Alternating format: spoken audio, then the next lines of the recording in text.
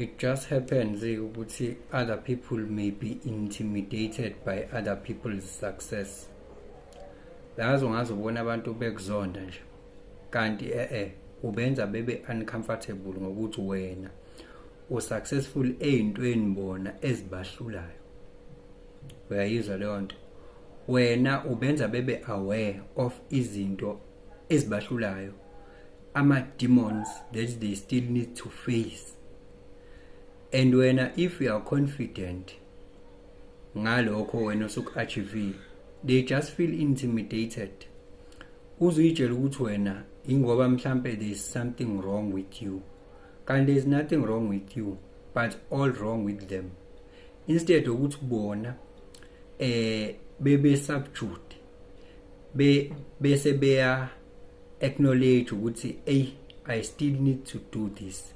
I still need to work out to work on this empilweni yami. Instead bona what they do baba envious, yabo, bese be discourage kulokho osukukwenza ukuze ufile sengazuthi you are doing something wrong khona uzobuya ufane nabo. Bayajabula ke mase sewuwile sewureverta back to lokho kusuka kukona ngalesi sikhathi. Ubingelelo changes akhasha uthi ngenzana noma yini noma inini noma kanjani kunoma ubani ngoba impilo ayisiyona lento ucabanga ukuthi iyona. Possibilities are infinite in the universe. Your own consciousness is your own limitation. Kukude lapho esisuka khona futhi kukude lapho esiya khona. Beka phansi umoya ungatatazeli, uyabona.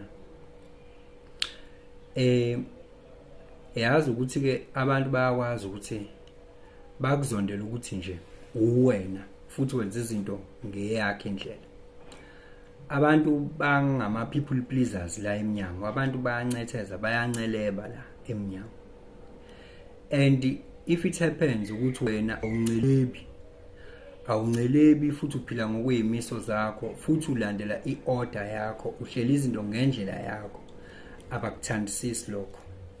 Uthola ukuthi wena kunento osuphumile kuyona, mhlambe njengani nje, mhlambe uphumile entweni ezifana nezidakamizwa, mhlambe uphumile otshwaleni, mhlambe uphumile kwayo, mhlambe uphumile kwi-gambling, mhlambe uphumile ekuhlebeni noma uphumile kwi-habit ethile ebeniyenza nje ninganakile.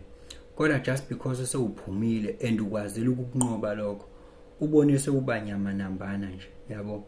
Khuleka ke mntakamu, angithi vele phela i-friction iyona yenza kube ne-movement, yabo. Yabona nje laphansi ngesikhathi wena